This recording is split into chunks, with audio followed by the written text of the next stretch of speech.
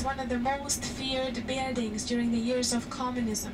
This was the headquarters of the secret police, the KGB if you wish. In the basement of this building a lot of brutality took place, questionings, killings, torturings. Some years ago it was converted into a museum called the House of Terror. That's why you can see the word terror written in the roof. You can also see little black and white photographs on the wall. They're victims of the communist terror, and the iron chains on your left symbolize the Iron Curtain that we were behind for 45 years. So if you'd like to know more about this chapter of our history, the 45 years of communism, this is the place you should come back to. It's a very good exhibition. It's available in English as well. They have audio guides and information sheets in English, but I have to tell you, it's not a happy place.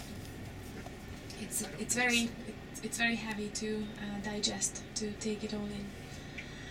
Then on the right hand side you'll see a yellow brick building. This is where Franz Liszt, our world famous composer, used to have his apartment upstairs, where you see the stone balcony.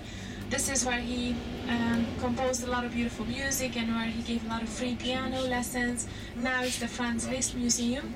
And the dark building also on your right hand side belongs to the Academy of Fine Arts. So those who want to become sculptors or painters or graphic designers, they come to study here. And there's also an underground running under us. This was the first underground on the continental Europe. Only the London subway was opened earlier than this line. This line was inaugurated in 1896, just like so many other things. We still call it the Millennium Underground. If you look left or right on both sides of the avenue, you will soon see the yellow signs, the yellow railings indicating one stop. Here we are. Now you can see it. So this is the Millennium Underground, ladies and gentlemen. And this square is called Kodály Square, after another Hungarian composer, Zoltán Kodály, who invented the solmization system. If you've seen the movie The Sound of Music, maybe you remember the song, the Do-Re-Mi song. This system that Mr. Kodály invented, and it's used as a very effective in the building on your right hand side, in this white or creamy colored building. So this is again Kodály Circus. And now it's the Kodály Museum. And this is the last section of the avenue. This is the widest, the most spacious section. And you'll also see that the architecture will change. Instead of the apartment buildings we've been looking at so far, you will see a lot of beautiful villa buildings. Many of them have really nice gardens, and we have a lot of embassies in these buildings. So you'll see many different foreign flags on or in front of the buildings. The first embassy flag blowing in the wind. So this is a very elegant, a very posh district in our city, and this is a UNESCO World Heritage Site, ladies and gentlemen, together with the square that we have in front of us, Hero Square, which is going to be our first stop, but not just yet, because first we'd like to show you the city park, which is behind the square, and then on our way back we're going to make a stop here.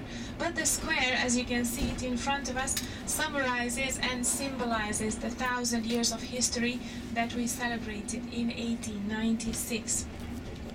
As I said earlier, the square was built for this occasion. So if you look in the middle, you can see a column. On the top of the column you can see the statue of Archangel Gabriel. According to the legend, Archangel Gabriel appeared in the Pope's dream and told the Pope to give the crown to our first. Now he ended up being crowned by the Pope in the year 1000. At the bottom of the column you will see 7 equestrian statues. You can see it maybe already. They are the 7 tribe leaders of our ancestors, those who came here and settled down here at the end of the 9th century.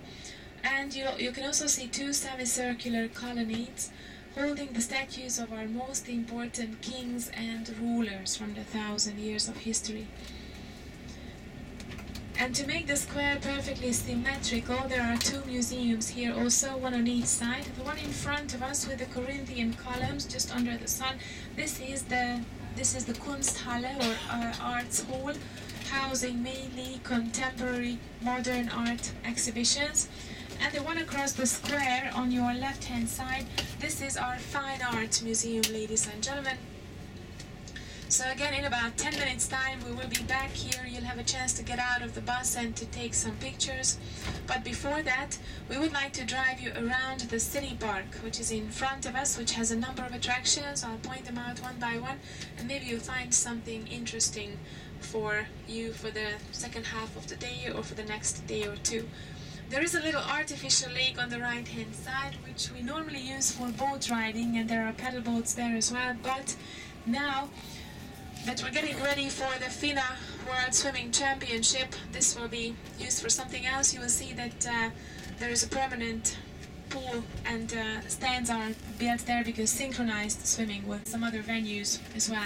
Again, in front of us, this is the Fine Arts Museum. I don't want to advertise it too much because it's closed for the moment. They're renovating the building and extending the exhibition. But the most important pieces of art from here are on display in our National Gallery, which is on the Buda side. So I will mention it when we get over there. So if you're an art lover, then you should go to our National Gallery. And the next thing I'd like to show you is a famous restaurant on your left, the whitish building coming up on your left. It's the Gundel restaurant, offering a really nice combination of traditional Hungarian cuisine and fine dining. Quite a few famous people ate here. Just to mention a few names: President George Bush, the first Bush president, ate here. Also Pope John Paul II came here when he was here in 1991 and celebrated the Mass here, and then he dined here. Also Her Majesty the Queen Elizabeth was here. So a lot of actors, actresses as well. They all have their photographs with their autograph on it. So this is the Gundel restaurant on your left. If you'd like to eat here, it's best to make reservations through the concierge of your hotel because they're very popular. And next to the Gundel, also on your left, you can see the Budapest Zoo. The main entrance is guarded by 2 elephants and beautiful mosaics. This is one of the oldest zoos of Europe, which opened in 1866. And it is also a botanical garden. So in addition to the animals, we have a lot of beautiful trees, plants, all that. There are also some really pretty buildings displaying characteristic features of the end of the 19th, beginning of the 20th century Art Nouveau or Hungarian Secession style. Just to give you one example, the building on your left-hand side, behind the trees, you can see it with the turquoise-colored onion-shaped dome. This is our elephant house, ladies and gentlemen. Quite a place for the elephants. Wow. And right next to the zoo, also on your left, you can see our circus with more than 125 years of history. This is one of the world's few permanent circus establishments. And after the circus comes our fun park, which is under reconstruction right now. So these old historic rides will be kept. We're going to have new modern rides as well. So you can see, ladies and gentlemen, it's very easy for a family to spend here a day in the city park. And a fortune as well if you go to all these places with your children. Actually might be of more interest to you, since we're not only the capital city of Hungary, but also the thermal capital of the world. The city has 123 hot thermal springs, which give an enormous amount of water, thermal water a day, and we use this in 3 different ways. First of all, we bathe in the water. It's good for rheumatic problems, arthritis. You can have a massage, they have mud therapy, steam rooms, all kinds of services. Those of you who are doing the spa tour this afternoon, you will be coming back here. It's not a spa, it's a thermal bath, so it's different from a spa. But this is what we have. This is the kind of thing we have here in Budapest. The water comes from around 4,000 feet underground, and the temperature of the water is 170 Fahrenheit. So you have to mix it with fresh water, otherwise you'd be cooked, basically. So this is the main building, the main entrance on your right-hand side. This is one other option for you for today, or if you're extending your stay in the next few days. But the gallery bath, the one that I showed you just opposite from your ship on the Buda side, it's very similar to this one. So built a more lasting stone version of it as well. Nowadays it houses the Museum of Agriculture. It's a really pretty building, very picturesque, very nice to walk around. So we did a circle here around the city.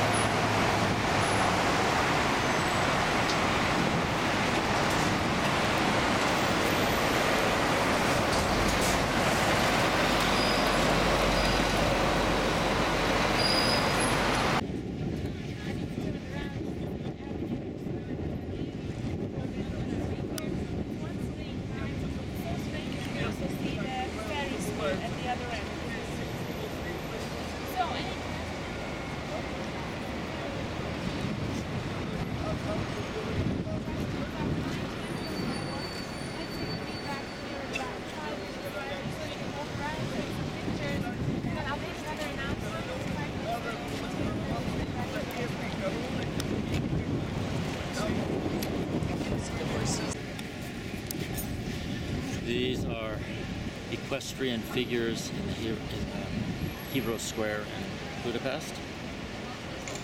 They're supposed to be Asian.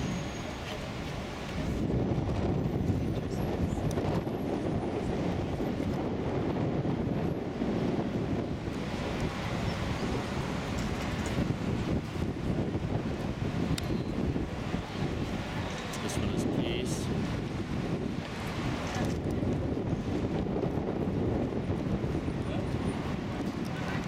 This one is knowledge and learning.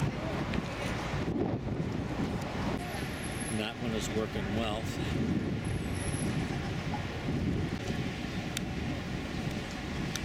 And that's war.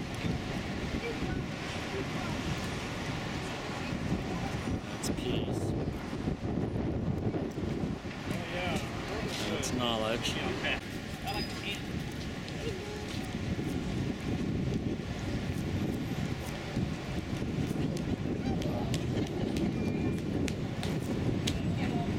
These are really impressive.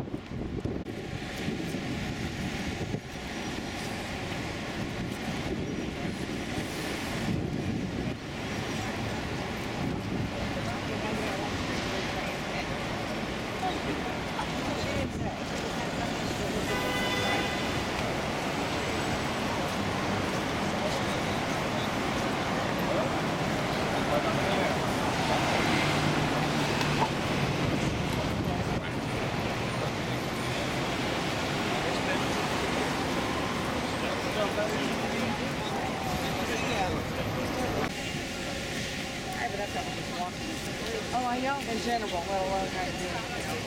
Yeah. Very easily hold on to these, but I don't remember myself.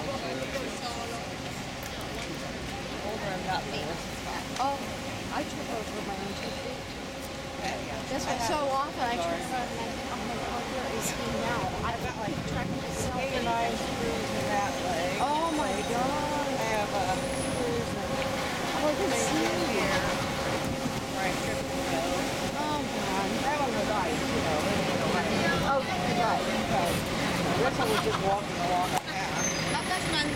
Or I walk and I go to the curb. Like that. I don't know. Just jumped off that way.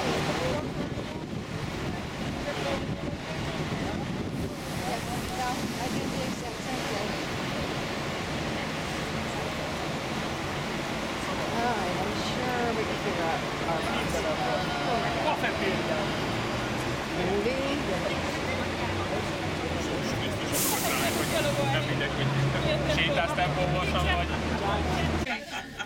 Okay, we're good. So, personality cult also meant that we used to have statues of communist leaders all over the place, statues of Lenin, Marx, Engels. And the reason I'm telling you all this now is because there is a big open space in front of us. You'll see a lot of cars parking there. But this square was one square where there used to be a huge statue of Stalin. A really gigantic statue of Stalin, and they used this square for a lot of communist propaganda events. Party meetings were held here where people had to come and clap and look cheerful and all that. And because there was an extensive network of spies and secret agents, people did what was expected or what was required of them to do. I'm talking about the big space in front of us. So when the 1956 revolution broke out, on the first day of the revolution, on the 23rd of October, people came here and they pulled down the statue of Stalin. They cut it up into pieces, they dragged the pieces along the streets of Budapest. Only the boots of Stalin remained on the pedestal.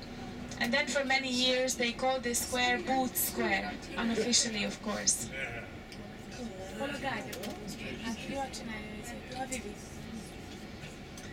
Many of them going as far as to the United States or Canada or Australia. So if you know Hungarians, there's a good chance that they themselves or their family members left the country in or around 1956. If you take a look on your left, you can see a monument. This is where the statue of Stalin used to stand. This monument was put here in 2006 on the 50th anniversary of the revolution. It's not one of my favorites, but I do like the fact that it reminds us of 1956. And there's also a flag there. Can you see amnesty to the political prisoners for political reasons? So that was when the years of the soft dictatorship started, as opposed to the years of the heavy or hard dictatorship of the late 40s, early 50s. During the years of the soft dictatorship, for decades, in Hungary we didn't have that. Those years were also called the years of gulyás communism, referring to our national dish, the gulyás soup, which is a soup, by the way. It's not a stew, as some of you may think it is. It's a rich and filling soup. There was also full employment in Hungary during those years, so there were no jobless people, no homeless people either. And because of the strong presence of the police and the agents everywhere, there was virtually no crime, or just very little crime. So these are some of the few good things that can be associated with the years of communism. Life was definitely more acceptable in a way, and I think this is why some people have nostalgic feelings about those years. So this is how life was in the 1960s, 70s, early 80s, and then from the mid-80s things started to change slowly and gradually, with President Ronald Reagan and Mikhail Gorbachev starting to talk and negotiate. It eventually brought an end to the Cold War. So with the fall of the Berlin Wall and the lifting of the Iron Curtain and eventually the collapse of the Soviet Union, things finally happened in Hungary as well. So this is how we had our first free parliamentary elections in 1990. The transition was a smooth transition in Hungary. There was no bloodshed, no revolution, unlike in Romania, for example, where there was a revolution and lots of people died. We didn't have that, but we had to pay a high price for our smooth transition, because one element was missing from it, and this is what I usually call the justice element, meaning that the victimizers, those who were responsible for the death and imprisonment and the torturing of so many thousands of people, these people were not brought before justice. Also the agents who were reporting on people for years, for decades, their identity was not revealed, they were not held responsible. And also on the other side, the victims of the communist terror, those who lost years or decades of their life, were re-elected. Next year we're going to have elections again. We also have EU elections because we're in the European Union. We have been in the EU since 2004, but as I said earlier, we're not in the Eurozone. So that's an important distinction to make, because the EU has 28 member states, but only 19 of them have the euro as their national currency, because you have to meet certain economic criteria in order to be eligible to use the euro, and we're simply not meeting some of those criteria. So that's why the euro is not our official currency. As I told you earlier, our currency is the Hungarian forint, which is usually abbreviated as FT or HUF, and the approximate rate of exchange is 300 forints to a euro and about 280 forints to a US dollar. These are just rounded up figures. You'll find the exact rate in the market hall.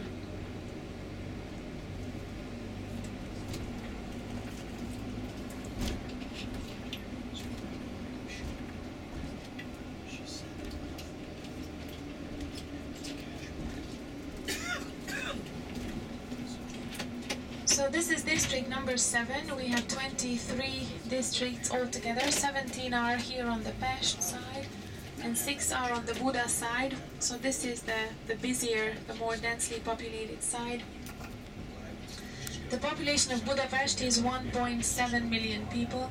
The population of Hungary is 10 million people. So roughly speaking, 17% of our population lives here in the capital city. And this area within district number 7 is called Elizabeth Town, after...